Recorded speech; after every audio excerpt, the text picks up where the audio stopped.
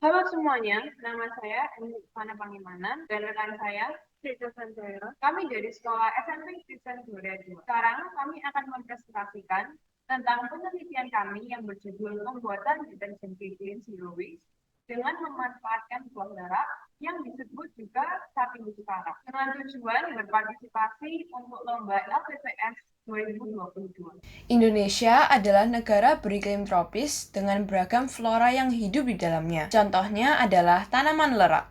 Sudah sejak lama, Indonesia telah mengalami banyak kasus tentang pencemaran lingkungan. Contohnya adalah pencemaran air. Contoh pencemaran air adalah seperti gambar di atas, yaitu pencemaran air di Sungai Mulyorejo, Surabaya. Rumusan masalah yang terdapat di penelitian ini adalah bagaimana ekstrak buah lerak efektif dalam membersihkan pakaian, bagaimana pengaruh pemanfaatan buah lerak terhadap pencegahan pencemaran air di Surabaya. Di dalam studi pusaka, berdasarkan penelitian Solikin di tahun 2011 dan penelitian yang dilakukan oleh Iman Budiman di tahun 2012, buah lerak memiliki kandungan saponin sebesar 28%. Sehingga buah lerak dapat digunakan sebagai pengganti deterjen. Laporan Statistik Lingkungan Hidup Indonesia 2020 menunjukkan 57,42% di Indonesia membuang limbah rumah tangga ke selokan atau sungai. Menurut data Badan Pusat Statistik atau BPS, sepanjang 2021, Jawa Timur menempati urutan ketiga provinsi yang mengalami pencemaran air terbanyak. Berikut ini adalah karakteristik limbah air deterjen dan juga air sungai. Untuk parameter BOD atau Biological Oxygen Demand, BOD deterjen adalah 100 mg per liter. Sedangkan BOD air sungai adalah 30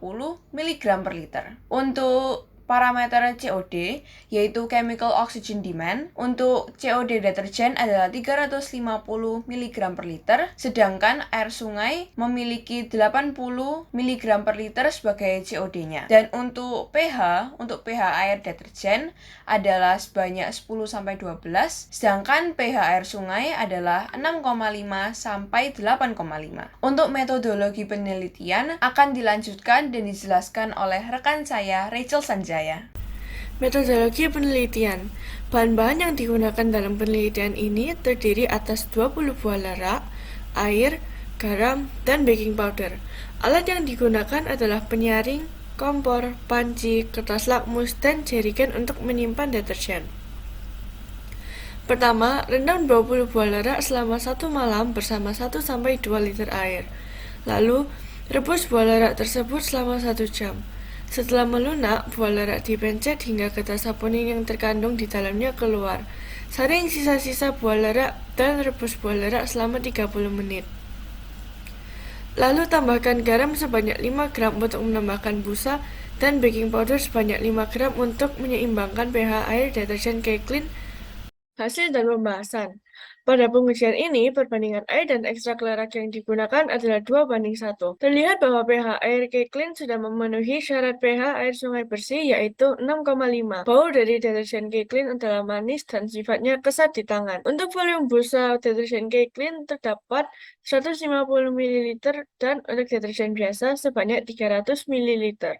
Hasil uji ini juga didukung oleh hasil visual kain setelah dicuci menggunakan K-Clean. Deterjen K-Clean berhasil membersihkan kain bernoda dengan bersih. Kesimpulannya adalah, kandungan saponin yang terdapat dalam buah lerak bekerja sebagai surfaktan.